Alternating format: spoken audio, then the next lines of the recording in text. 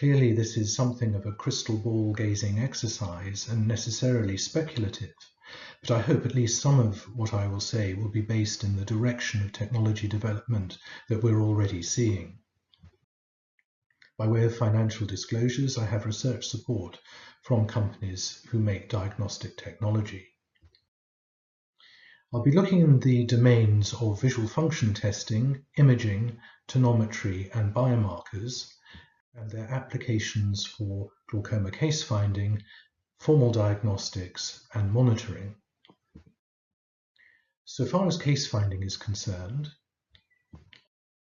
if we look at current evidence, we can see that still between 20 and 30% of patients present with advanced glaucomatous loss in at least one eye, and this hasn't changed much over the last 20 years. So can we make use of the technology that's all around us to improve on case finding? We now have remote monitoring devices all around us, with cameras in the home, cameras on our desktops, and cameras on our laptops. And the question is, can we make use of these to pick up patients that would otherwise go undetected?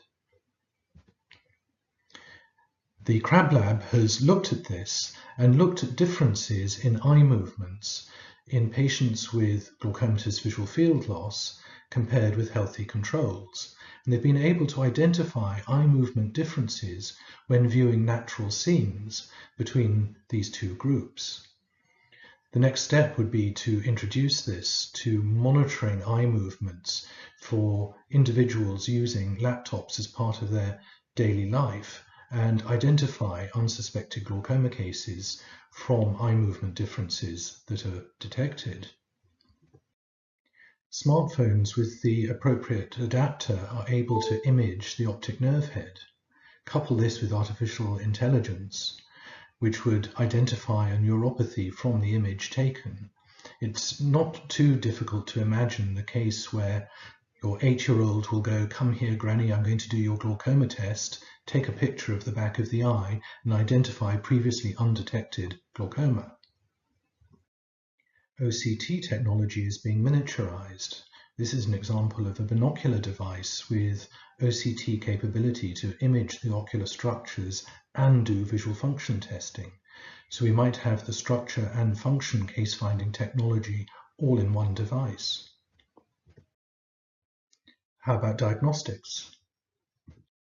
We'll see advances in the stimuli that we use in perimetry devices that will allow us to detect glaucoma at an earlier stage more accurately and more precisely. And we're also likely to see further advances in imaging with faster devices and higher resolution devices. We'll see advances in image processing technology, and here we see an example of a technique which highlights the retinal nerve fibrillae in OCT images for better visualization of glaucomatous defects. In the future, metabolic imaging is likely to become possible, which will enable us to probe key metabolic pathways in ocular tissue. For instance, it may be possible to assess the redox status of various molecules in the eye as an indicator of metabolic function. At the moment, it's challenging to do this in vivo, but we're already seeing progress where it's now possible in small animals. How about monitoring glaucoma?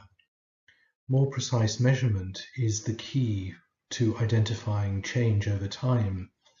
And here I'm showing you an example that combines two features, both improving the precision of estimates of visual function. One is a new thresholding algorithm, and the other is a new way of presenting stimuli, size modulating the stimulus instead of intensity modulating the stimulus. And combined, this leads to a significant improvement in reproducibility. The graph on the left shows that the variability in damaged parts of the visual field is reduced by half. New techniques allowing us to combine structural and functional data will provide significant clinical gain. At the moment, we can only view structural measurements and functional measurements side by side in the clinic, and we don't have processes for quantitatively combining the two different domains. Already, research groups are making progress using artificial intelligence to predict visual function measurements from OCT images, and these developments are particularly exciting. We can leverage advances that are brought to us through the economics of the computer games industry, such as using virtual reality goggles to present parametric stimuli and visual field tests, and also laptop and tablet technology, so that patients can do perimetry in the home and do it more frequently, therefore mitigating some of the variability in the results, producing more precise estimates of rates of change. We'll be able to do tonometry more frequently. On the left is an article from last month's Nature Biomedical Engineering of a new contact lens for measuring intraocular pressure. And on the right, we can see an intraocular device that might be implanted at the time of cataract surgery to give continuous monitoring of the intraocular pressure.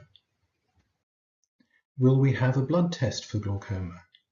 Well, there are data emerging from Franz Gruss's lab in Mainz that there may be a particular signature in the antibody profile measurable in peripheral blood that is able to distinguish glaucoma patients from healthy patients, and even patients with ocular hypertension and normal tension glaucoma compared to open-angle glaucoma patients.